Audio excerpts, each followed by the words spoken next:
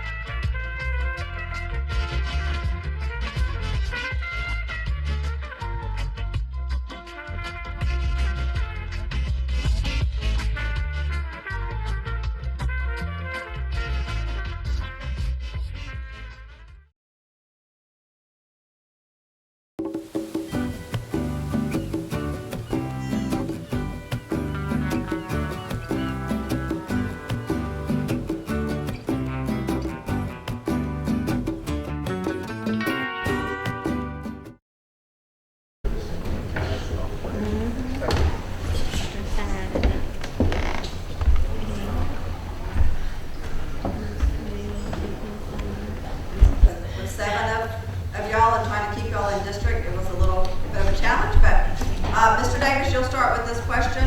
The current Walton County Comprehensive Plan is intended to provide guidance for future decisions.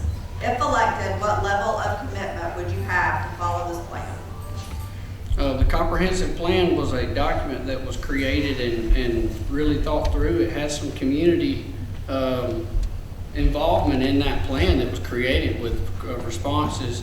You can go page after page of responses of what people said as statements in Walton County. And a lot of those concerns were the growth, different things, but in the vision statement, a high quality of life and strong local economy are paramount to Walton County. So moving forward, as we keep that in focus, as we preserve the natural resources, these are things that are in the plan, but there's so many things throughout the comprehensive plan that are quote unquote needs here in Walton County that we're not meeting.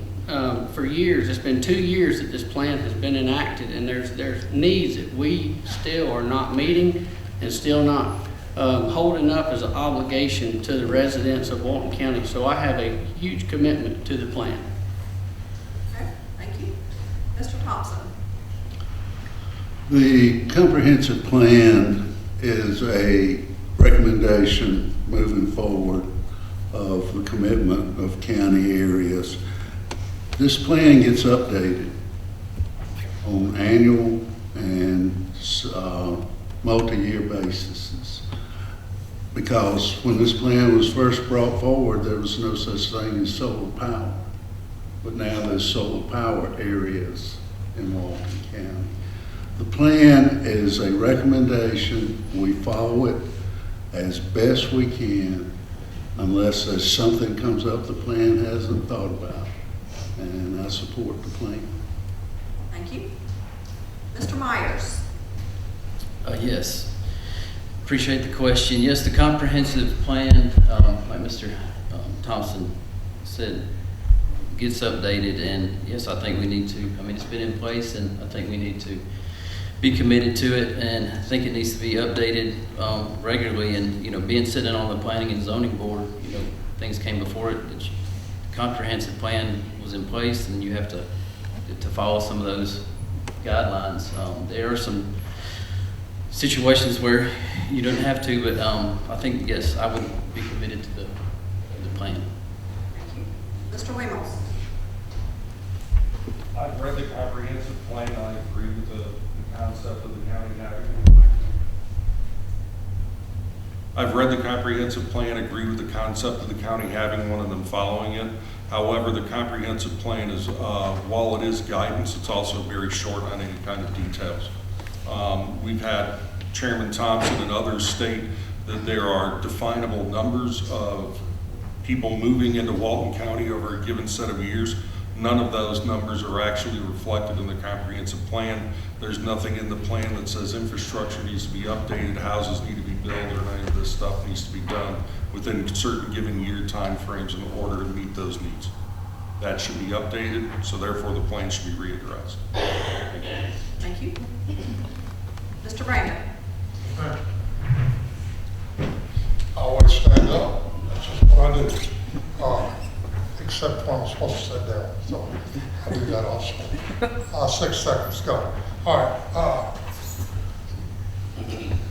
A comprehensive plan. I was the officer in charge of the 1996 Olympics for the communications and radio systems for 27 venues. It was actually one of my finest hours, but I learned a lot about plans like this. It has to be what we call a living document. It must be reviewed, it must be worked with, and it's going to take people like me that are retired and of age. I have my own company, but I haven't worked for anyone since 2004, except on just personal basis. I am available 24/7, 365, and I will take time to study, and I'll provide input to the old heads, anything worthwhile that I know from my experience. Thank you. Mr. Phelps? The comprehensive plan that we have right now, I feel like it needs a little work done to it also, but when we have it, the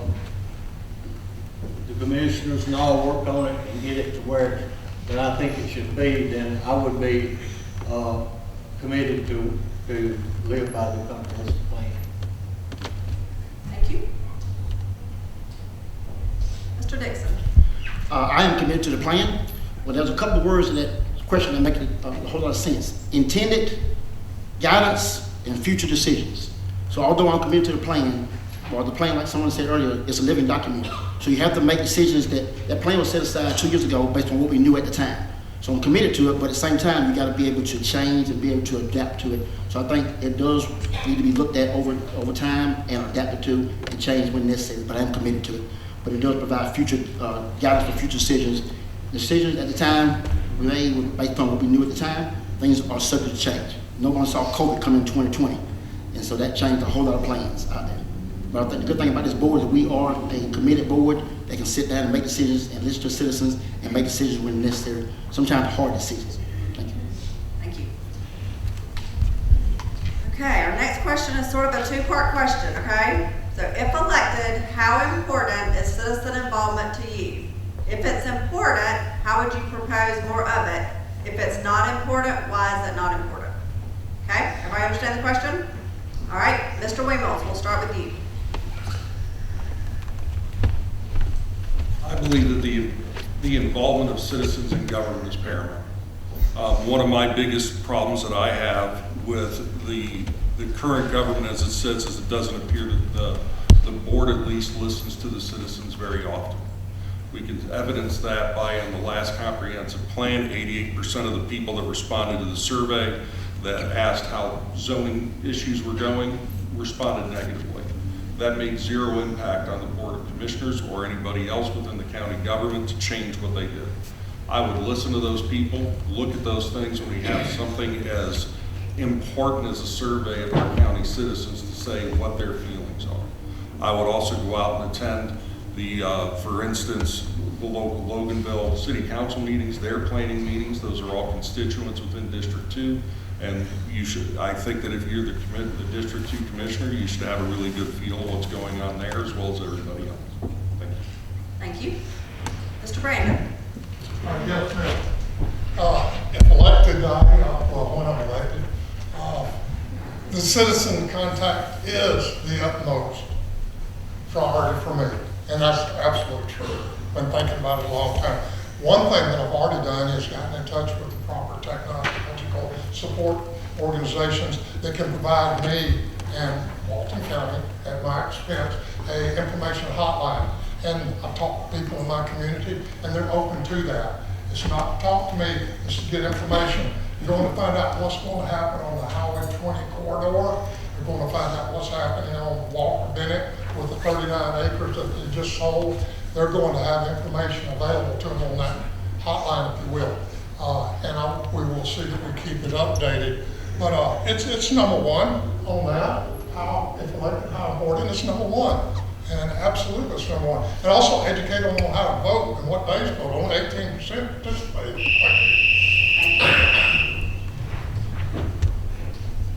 Gary's figuring out the time clock over there. Mr. Myers. Yes, thank you, I appreciate that. No, citizen involvement is very important, and I've already been a part of that, sitting on the Planning and Zoning Board. I have went and met with people, they have concerns, I went and met with them, and they called me and I talked with them, and they expressed their concerns, tried to find some common ground, get them in touch with who's trying to rezone a piece of property. And yes, it's very important to me, and I think it should continue, and I will do the same thing.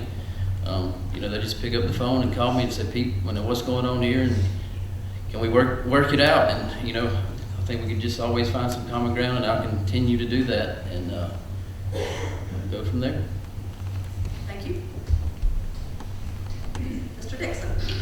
Citizen involvement is the number one reason why we sit here. That's what it's all about. We represent the citizens.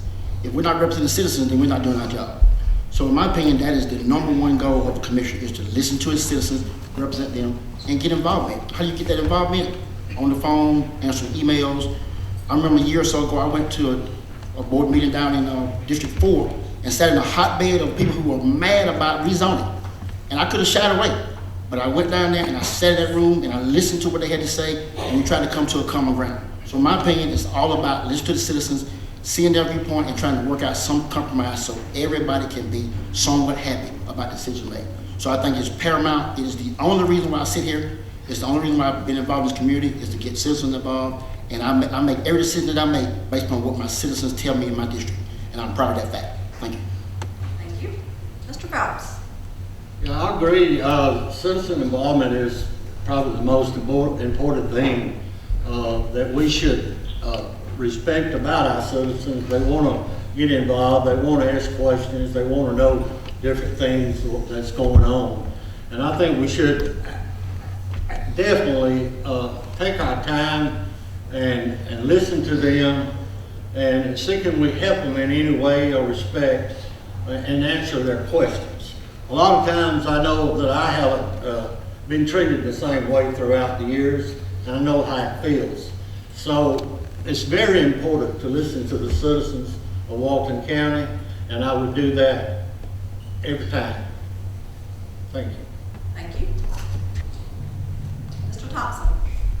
Citizen involvement is so important that when I came in the office to view a board meeting, Blake, I had to come to the meeting. They weren't broadcast. Got the board and we started broadcasting our board meetings. We broadcast now our planning and zoning meetings and appeals board. So that was first. And second, I was shocked that we couldn't go online and pull audits and budgets and history of the county. You had to go down to finance and request it. So we adopted a program. The board greatly approved it, called ClearGov. So now everything that the county has is out for the public to see and go through.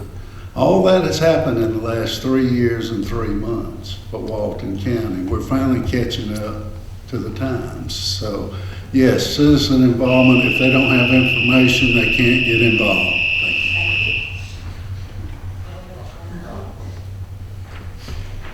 Mr. Davis. All right. Citizen involvement. As far as I know, every one of us sitting up here behind the mic today is a citizen, unless we're a mole from another country. And I don't think that's the case. But citizen involvement, that's what it's all about. And what I have is I have a collaborative vision for Walton County, more so than a control vision for Walton County. And that collaborative vision includes working with people day in and day out, hearing their concerns and taking those things to heart, and then seeing what we can do through volunteer efforts throughout our county to extend and create a larger collaborative effort and community citizen involvement. There's many ways we can do that in our water systems, volunteering through the roads and bridges efforts, many different things, but that would be citizen involvement is huge for my vision for Walton County, collaborative vision. Thank you. Thank you. So the next question was submitted probably 10 times in different wording. If elected, how would you propose lowering Walton County property owner taxes? We're going to start this one with Mr. Myers. Appreciate that question.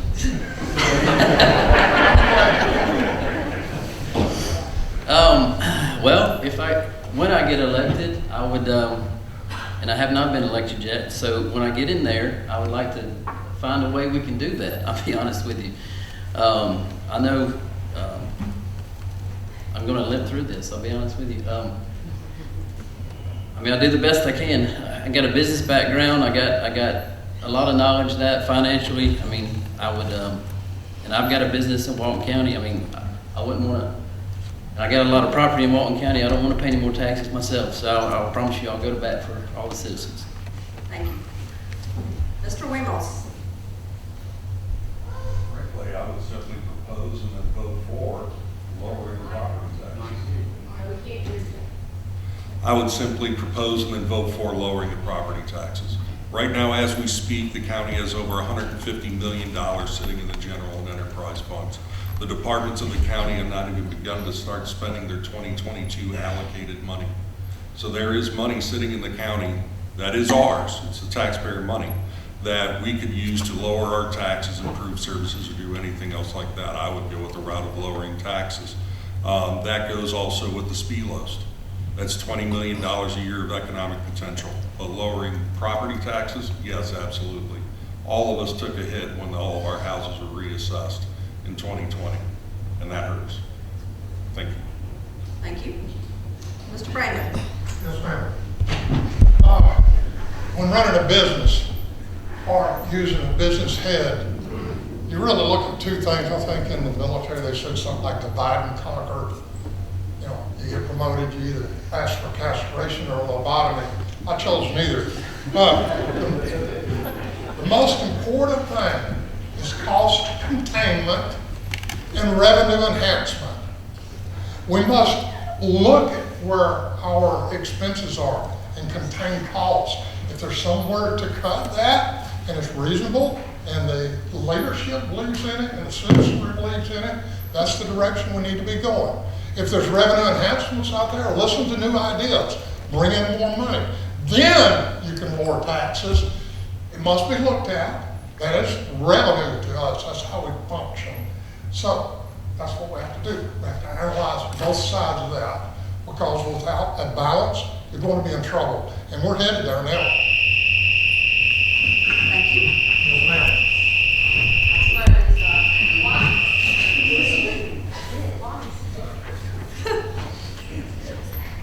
Okay. Mr. Phelps. Well, that's a pretty hard question to answer. I think if you just came out and tried to lower property taxes, I think you would have a lot of opposition right now in that respect. And the other way, everybody keeps talking about growth for Walton County.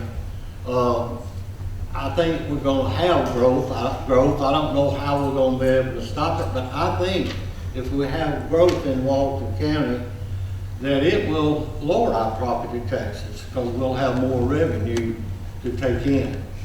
Now, you always got opposition about that also, but I just don't feel like that you can stop growth. Not completely. I would like to control growth, the way it looks and the way it's maintained. Mr. Dixon. the key word is smart. It's about being smart. There's a fine line between cutting services and trying to maintain the budget. Nobody cares about a budget being cut when they need an ambulance or need a police officer at the house. So I think it's about being smart. I'm gonna steal some of the chairman's thunder, I knew he was gonna bring it up, but it's also about getting grant money. It's about any free funds that are out there that you can take advantage of, get those funds. And this board is doing a really good job of going after funding, going after grants, that matching grants from the state and federal government. So I think it's about being smart. It's about anything you can do to maintain services, but at the same time, keep the budget in line. We have a budget committee every year that meets, and they make smart decisions, they make good decisions, and the key is just to continue to maintain and just to do the right thing for all the citizens. So I think it's all about just being smart and maintaining and trying to do what's right by the citizens. Thank you. Thank you. Mr. Davis?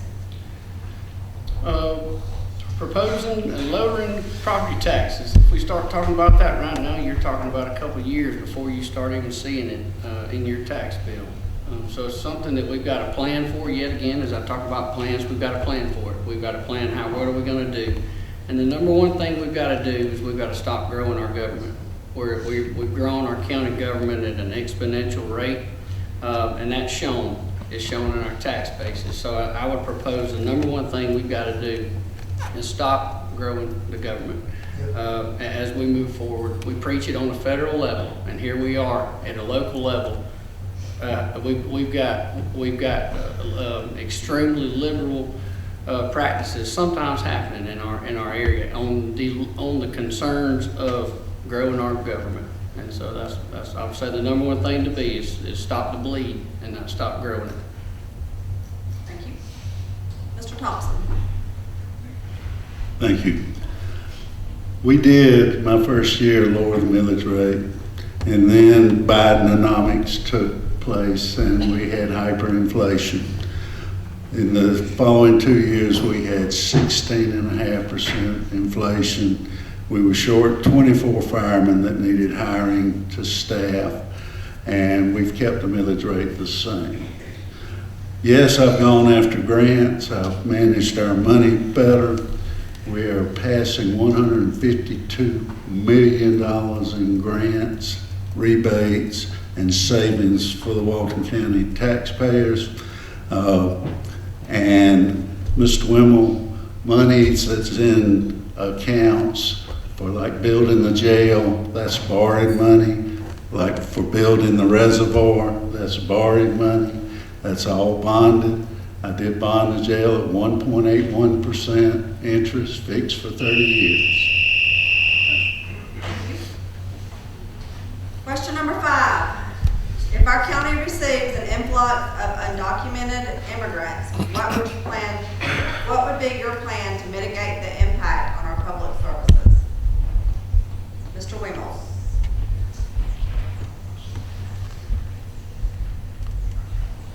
Can I go back to the question about, no, this is worse than that one. I think if we had an influx of undocumented immigrants, we would have to start looking at our hospitals and our schools. But honestly, I think I would, as the county, turn to the state government and I would say, you know, can we instigate some of what Governor Abbott's policies are down in Texas and as rapid as we can get those people up to New York and Chicago.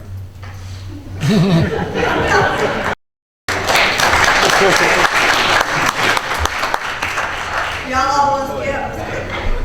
Mr. Brandon? Yes, ma'am. Am I on? Same question. All right. Oh, that's a tough one, I'm telling you. I like Abbott. We didn't make the question. I like Abbott a lot down in Texas. And some of the things he's done is brought this thing to a point where people that did not want to look at it are now looking at it, are now seeing the impact, the negative impact. I see it. I watch news.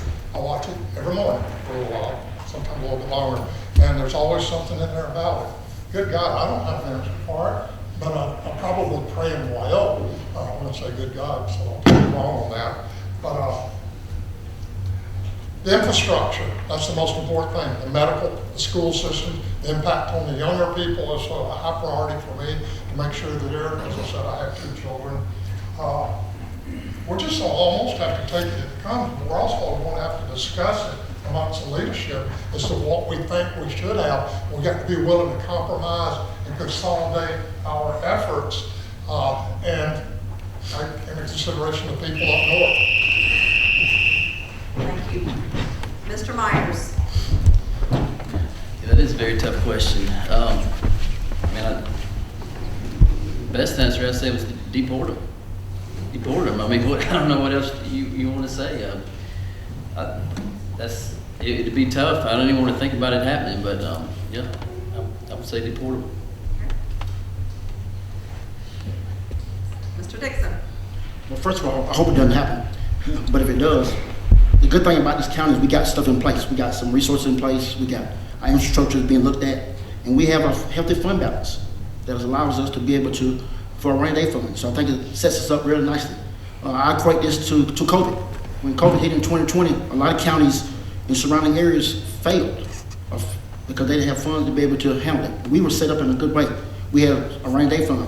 And so when COVID hit, we had some challenges, but because we were able to have our stuff in place, we were able to mitigate it. So I think the same thing. It's about being prepared, having a rainy day fund, and having the resources and having the leadership to make decisions that's wise and smart.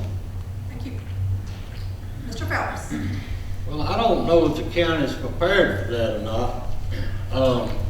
Maybe they are, but I know that I would have to try to take care of them, feed them, and make sure they was fed. And but I don't know what I would do with them. I don't have the answer to that. There's many states, many towns throughout our country right now are having the same problem. And they are mayors, governors, and Joe Phelps don't know what they know. So I'm saying that it would be a difficult thing to try to handle for me personally. Thank you. Mr. Thompson? Well, the term undocumented is, to me, illegal. And I would call my sheriff. And we should have an empty older jail sitting down there and line up ICE, and I would put them in it. They would solve the problem of the empty jail and ask customs to deport them. I'm personally tired of the illegal immigration in this country. Those of us that are citizens are getting deflated in our assets by this influx of illegals, and it puts a hardship on all human services when they come. We do have some that come, and we try to accommodate them to the proper authorities and to the proper areas that they need to be going to. It's happening now. Mr. Davis? If this were at 7:27, we had a busload of them come in tonight here in Walton County, and Blake Davis was chairman. I would work hand in hand with our public safety, with fire, with the sheriff, and we would get a plan, whether it be postponing school to load up the buses and get everybody and take them out of here. But there's a rite of passage to come into Walton County, and there's a rite of passage into our country. And I see that people should follow that rite of passage, and it would be on my plan to get them out of here as fast as possible, utilizing the most quickest and most reasonable response. Thank you. All right, 2 more questions, y'all. Question number 6. What do the phrases quality of life and smart growth mean to you, and how do you see them related to Walton County specifically? Mr. Dixon? Well, to me, quality of life is why I came here and why I've stayed for 30 plus years. Smart growth, that's a tough one. People want to come here to Walton County. We are a destination spot. There are other counties who would love to be in the place we're in. They want to come here. So, but it's all about being smart. We have to come up with a plan. We have to be able to manage the growth that comes in. We don't want to end up like some other counties around us that have not managed it. This board has done a good job of trying to manage that growth. There's been some tough decisions being made. But I think it's all important about trying to make sure you do the right thing, go back to that plan we had put in place and try to use that plan as best as possible. And I think that's important. We are a great place to live, great place to raise kids, great place to build a house, great place to raise a family. And I think quality of life is important. We have a great quality of life. Recreation is important. Our services being offered to our citizens is important. And I think we've done a good job of creating a great quality of life in Walton County. I want to see that continue. Thank you. Phelps. Yeah, it's just what I said a while ago about growth. Smart growth is important, and the way you handle it is going to determine what quality of life that you see around Walton County. I think the quality of life is good in Walton County right now. I think that we should just be careful about how it grows, and I think we all will have a good quality of life. Thank you. Mr. Davis.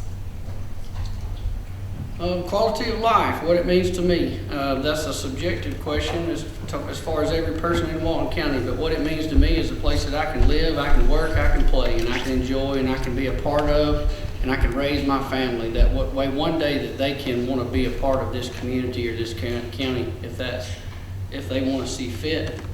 Smart growth. Smart growth is, to me, is economic and urban development that attempts to curb urban sprawl. That's what I see, smart growth. And that's what I want to see in Walton County is real, true smart growth with that definition there. As we plan for development inside the city areas, and we plan to bring places for all walks of life, because quality of life, just like I said, it's subjective. There are people who want different things in Walton County, but how can we plan and how can we bring things for all people?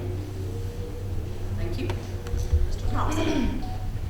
Well, I'm fortunate enough to know the citizens that form zoning in Walton County. It was started in 1973, and they had the foresight to not promote sewer, and they had the foresight to put our lot sizes at 1 acre and 2 acre minimums. 1 acre if there's public water, 2 acres if there's not. It's been that way, and that's why we have the quality of life we have today in Walton County. That's why we have the family atmosphere in Walton County. The early growth during the COVID that we experienced was because we had the larger lots and you weren't elbow to elbow in Walton County. And we've upgraded our building codes to, Thank you. I'm through. Mr. Brandon. Yes, ma'am. Well, it's a little tough one for me, but smart growth, smart, who knows what that is sometimes. But we have to look at the long-term impact of growth and what it means to the people. I'm looking at, here I just jotted some notes, the police, our sheriff's department, it's an integral factor there, what the quality of life is. I think it's outstanding personally. I'm not throwing out accolades intentionally. Fire services, how they act, how they treat us when they come out to help us with fire incidents. That's the quality of life. The quality of the employees that work for the fire department and the sheriff's department, which I understand is short of help right now. The medical facilities, that's quality of life. How they treat there, how we enforce, I say enforce, use that lightly, but how we control the medical people that provide services to those guys and the people that need that. That's smart growth.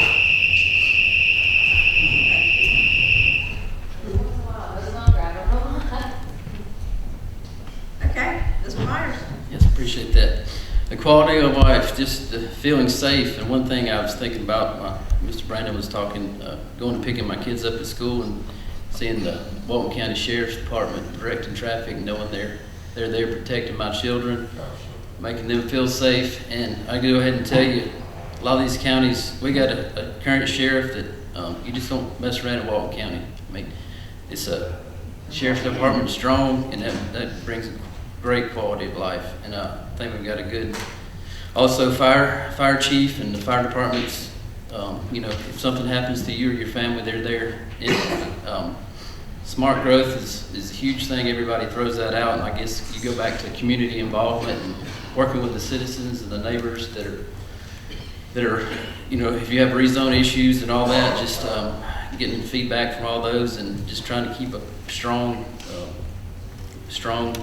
area and just having our kids a place to live.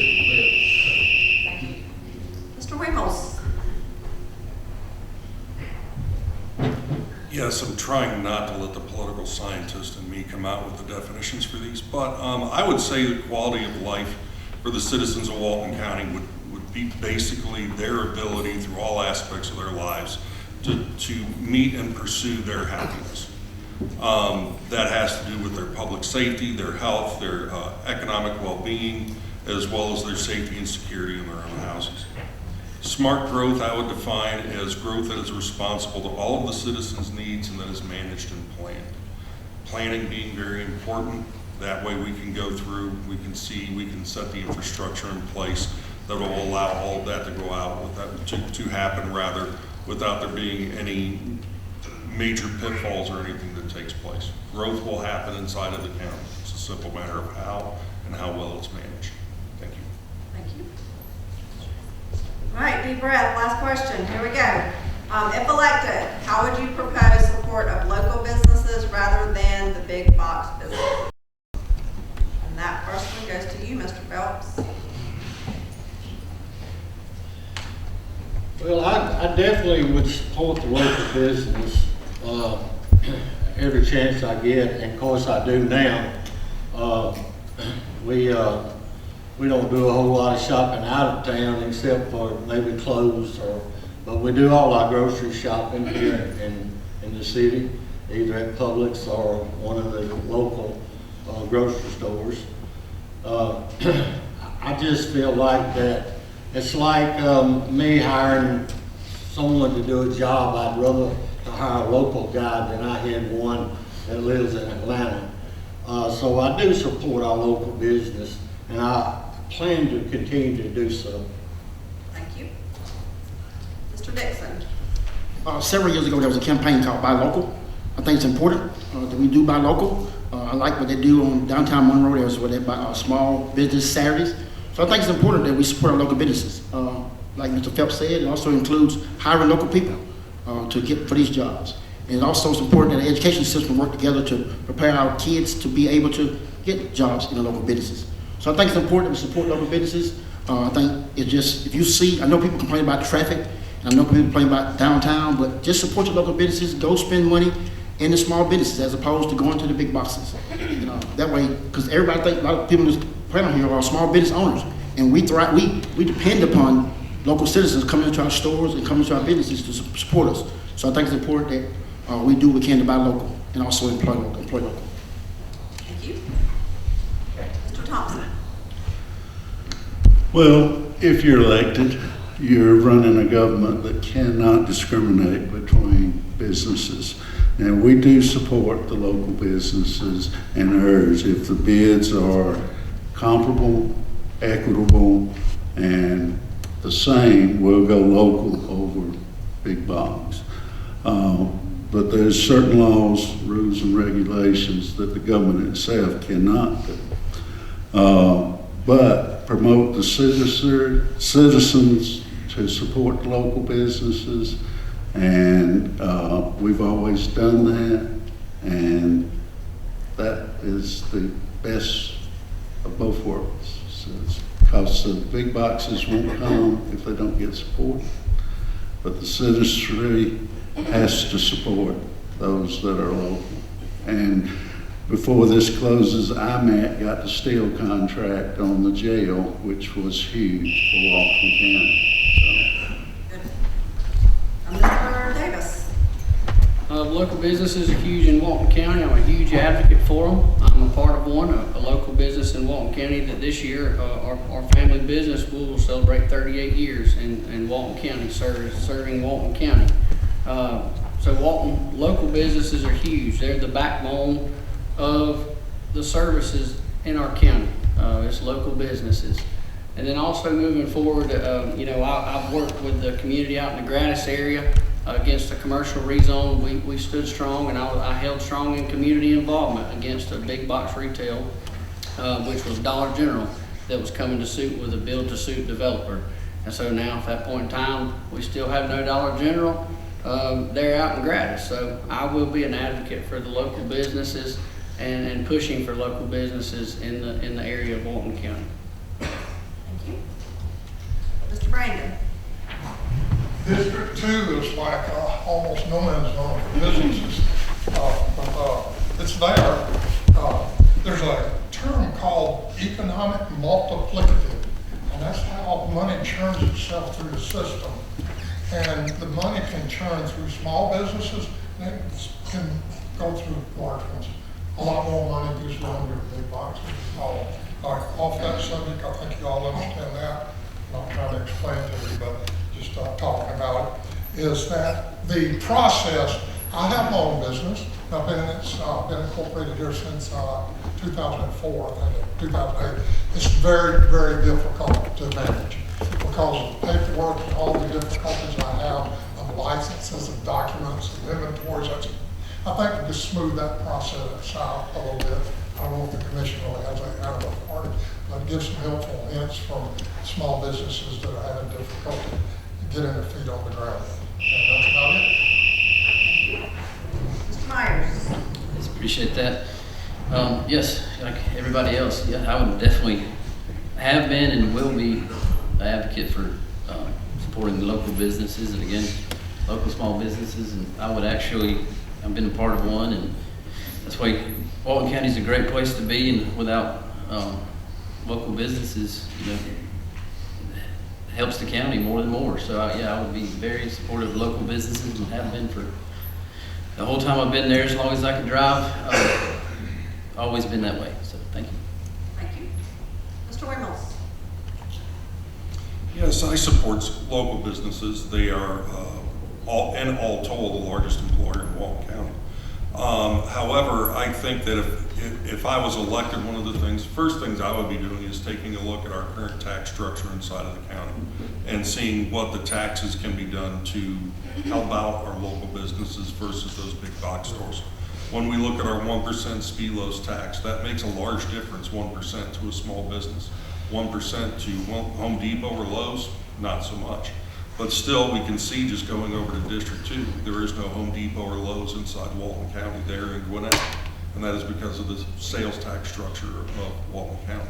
So if once elected, I will go ahead and try to rectify those situations and make Walton more competitive for our small businesses. Thank you. Thank you. Okay, time for closing remarks. We'll go in reverse order from the opening remarks. So 1 minute for closing remarks, and we'll start with you, Mr. Phelps.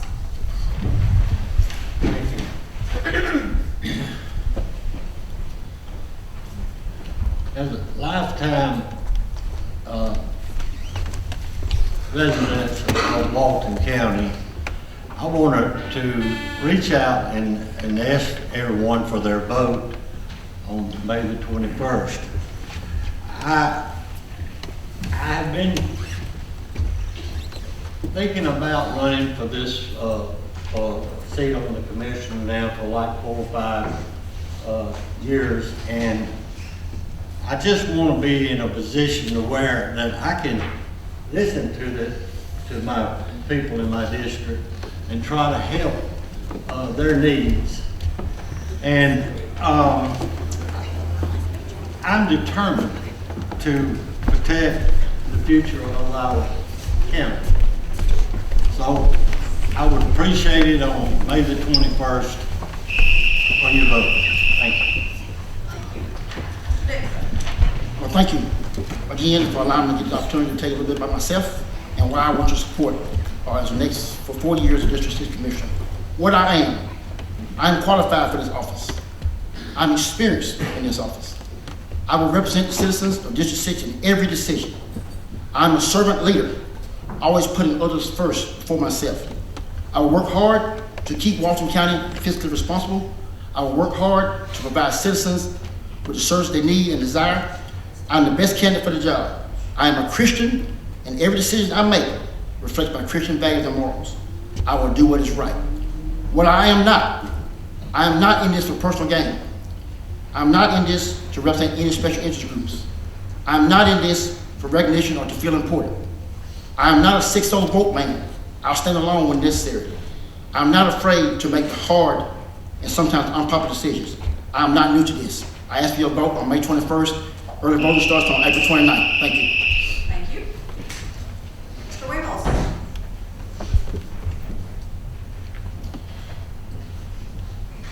I believe in small government and low taxes. I said that in my opening. I'll say that again in my close. I don't believe that our current county government has been following that. We're paying too much in taxes and our government is too large.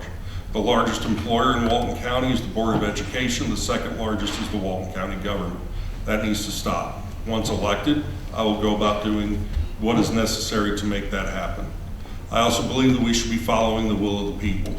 In many decisions that have been made by the board, the majority of the people of Walton County disagreed with those decisions, but yet they were put forward anyway. Also, transparency in government. I appreciate the efforts that the government has made to increase the web presence, but also that needs to be furthered. So I ask for your vote if you're in District 2. My name again is John Weevils, and I'm running for the District 2 Commissioner, and I would appreciate your vote on May 21st. Thank you. Mr. Myers? Yes, thank you.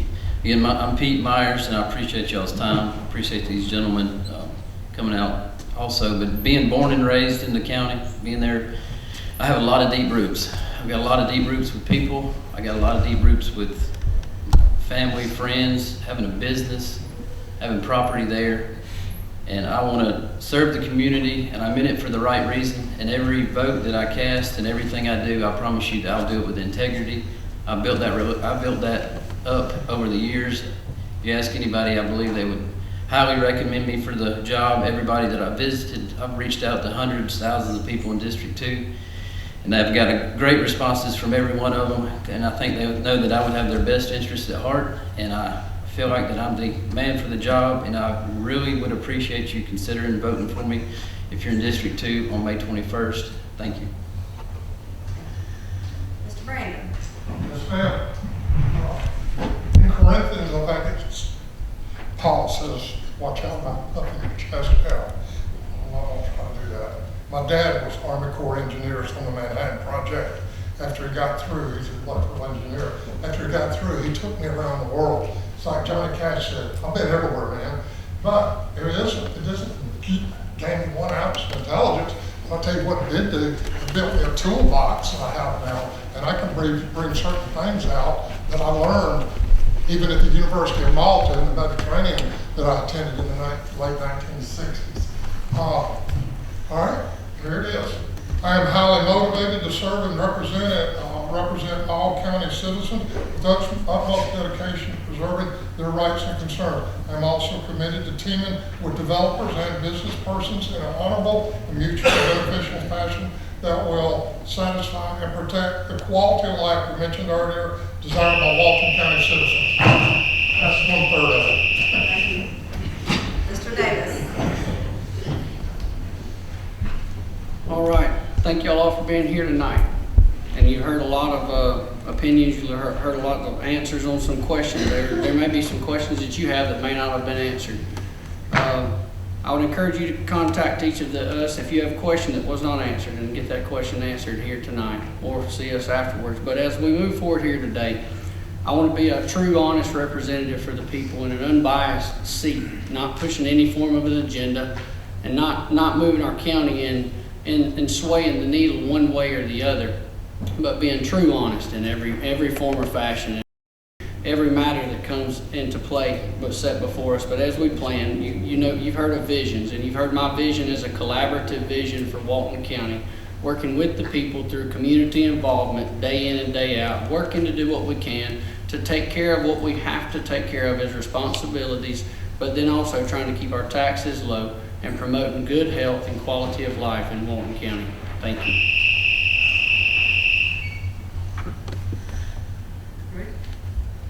Mr. Thompson? Thank you, and thank everyone for coming. When I came into office, Walton County was, in my opinion, not run very well. found $5.2 million in dormant accounts that have been sitting there for 16 and 18 years. One of them, no interest. We've made the ClearGov. We have built our general fund back up. We have started a project that was approved by the voters in 2006. That's your new jail.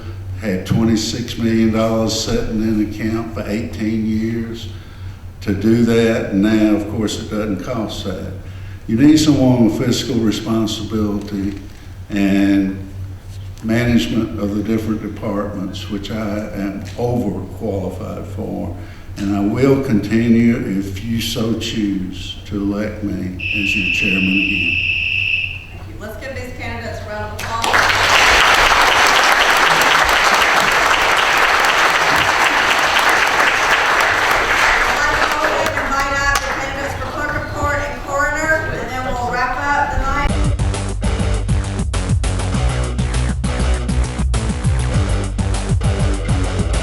Hi, I'm Jody Johnson. I'm here with another recreation report. I'm happy to say we're at here at the Grove, which is going to be one of our newest parks in Walton County, and this was our groundbreaking ceremony. You might have seen that clip on the on TV. So I do want to talk a little bit about the Grove and what is going to happen here.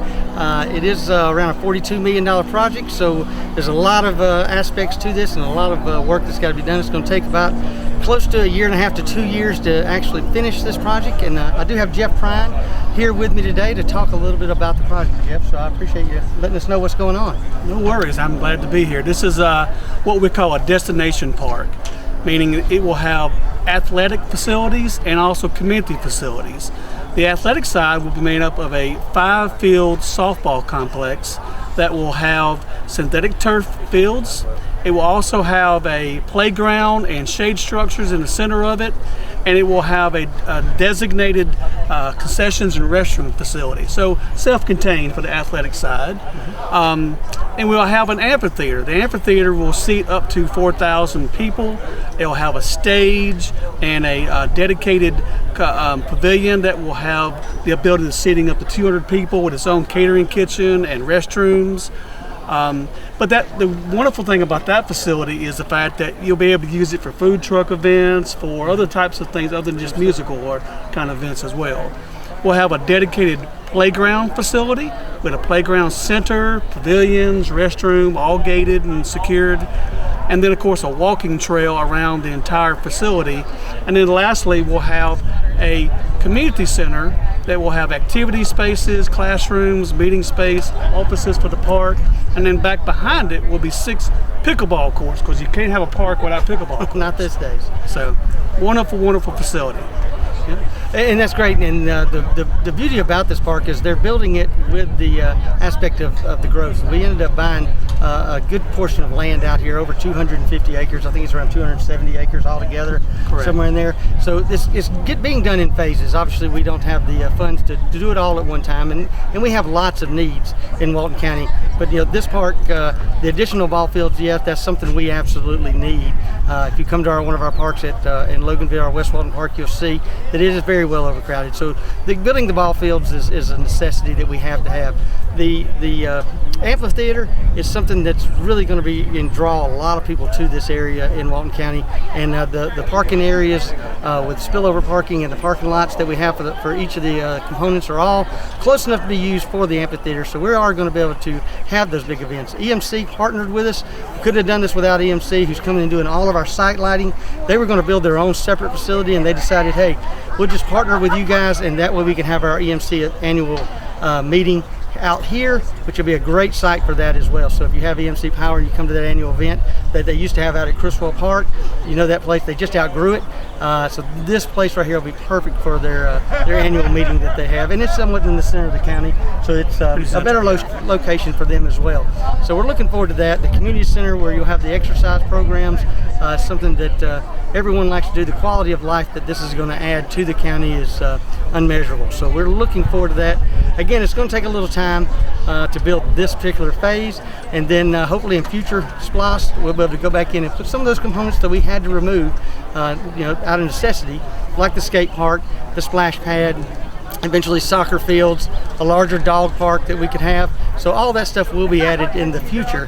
It's just as funds become available. So right now we picked out some of the things that we thought would impact the community the most. And again, in the future we look to provide all of those things in this area. So we appreciate you coming in, Jeff, and talking a little bit about the program and the park that we're going to have. The Grove will be here. Look forward to it probably in between 350 and 400 days from now. We'll have this facility available to the public, and we look forward to it. We'll be giving updates throughout the process and let you know where we're at. So remember, come out to our facilities. Our baseball and softball programs are still going strong. Our soccer program's still going. We'll play till basically the end of May. Our splash pad will open up here around May 14th. So if you're looking toward the splash pad, we'll open up in our non-peak hours, which is after school. And then once school lets out, we go to our regular hours, which is Tuesday through Sunday. So we look forward to seeing you there. If you want to do a private rental, I would call now. Call one of our community centers.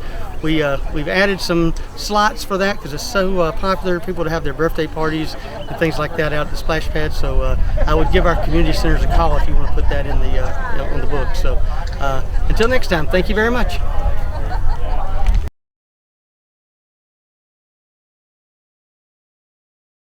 This is Sonny.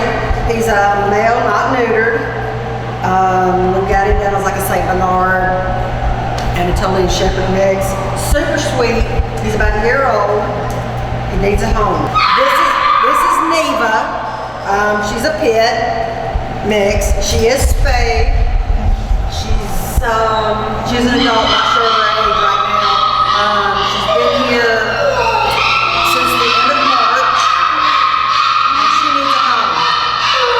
Here we have a long-haired Chihuahua mix, male, about 3 years old. Seems a little more timid around women as well with men. But he's looking for a home. Here we have a litter of puppies. They are pit mixes. We were told they were lab boxer mixes. Some of them are they're about 8 weeks old. All of them are super sweet. All looking for a home. And here we have another litter of puppies. They're a little bit older. They are pit mixes, and they are all looking for their forever home.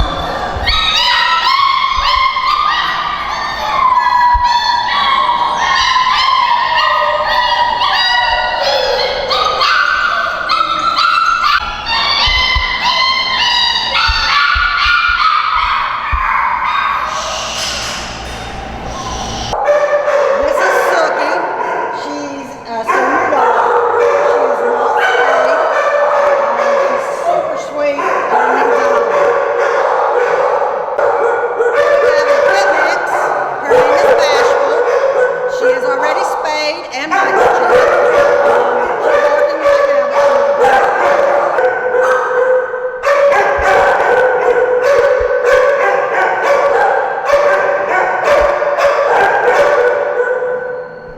Okay, all the animals that you're seeing today, if you are interested in one, please go to our website, waltonpets.net. You can view all the animals at that website, and you can also submit an application for adoption for one. I felt accomplished after I got my diploma. Made me feel that I could take on whatever challenges life throws at you. Find free adult education classes near you at finishyourdiploma.org. When I was in foster care, I never knew when I would have to move, so I always had my suitcase ready to go. Then one day, I was adopted. My new parents opened their hearts and home to me. My parents cook my favorite breakfast for me every morning. My parents take me on trips I never thought I would go on. They gave me a home and an even better reason to use that suitcase. My parents aren't perfect, but they're perfect for me.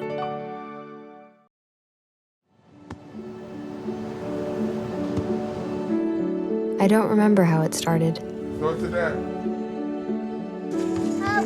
Our back and forth. It always came back. Dad! You probably don't remember what you told me, That was perfect. but I heard every word.